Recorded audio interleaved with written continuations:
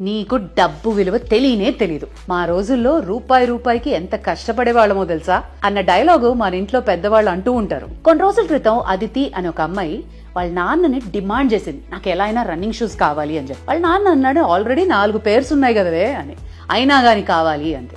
అప్పుడు ఆయన ఒక ప్రపోజల్ తో వచ్చాడు, మీ అమ్మ కేటరింగ్ బిజినెస్ లో నువ్వు హెల్ప్ చేయి, then at the end of the month I'll pay you 2000 అన్నాడు. అలాగే పాపం అమ్మాయి పొద్దునే లేచి 5ంటికి కష్టపడింది. నెలంతా అయ్యాక ఆయన డబ్బులు ఇచ్చాడు. బట్ అప్పుడు ఆ అమ్మాయి ఆ డబ్బులతోటి షూస్ కొనుక్కోబుద్ధి కాలే. తన కష్టార్జితం యొక్క వాల్యూ తెలుసుకుంది. చాలా మటుకు మనం అంతే కదా, ఈజీ మనీకి వాల్యూ లేదు అని అనిపిస్తుంది.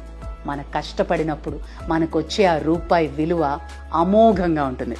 చాలా రోజుల క్రితం ఒక పెద్ద ఆయన నాతో అన్నారు, make hay while the sun shines. డబ్బిచ్చే ధైర్యమే వేరు.